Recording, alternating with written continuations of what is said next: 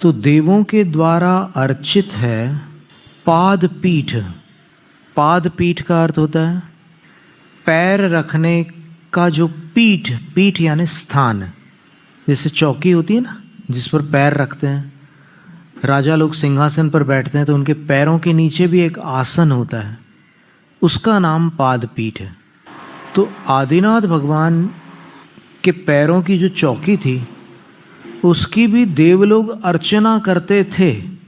ये बात इस विशेषण से प्रकट हो रही है, प्रमाणित हो रही है कि वो देवलोग मात्र भगवान को ही नहीं पूजते थे, वो भगवान के पैरों की चौकी को भी पूजते थे।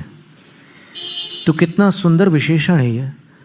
इससे अपने ज्ञान के द्वार खुलते हैं, क्योंकि स्वाध्याय करते करते कभी कभी कुछ चूक हो जाती है।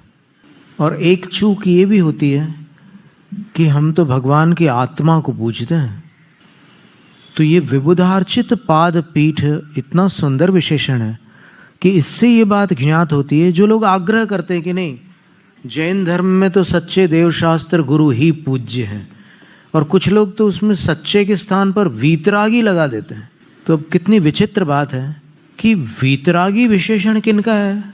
वैसे देखा जाए हिंदी भाषा में वीतरागी वीतरागी बोलते हो, संस्कृत में तो वीतरागी शब्द बनता नहीं, संस्कृत में वीतराग शब्द बनता है।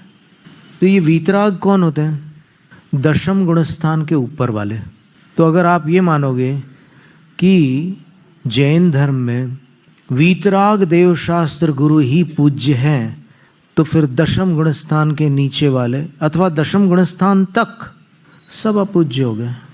और अगर अपूज्य हो गए तो फिर आहार दान के समय उनकी पूजा नहीं हो सकती, और अगर पूजा नहीं हुई तो फिर बिना विधि के वो गुरु भिक्षा ग्रहण नहीं कर सकते, और भिक्षा ग्रहण नहीं करेंगे तो तमाम साधुओं को, तीर्थंकर को भी आहार नहीं दिया जा सकता। तो इसलिए अपन आग्रह मुक्त होकर आगम युक्त हो जाते हैं, और जो चीज़ समझ में नहीं आती उसको श्रद्धा के खाते में डालो, जो समझ में आती है उसको ज्ञान के खाते में डालो।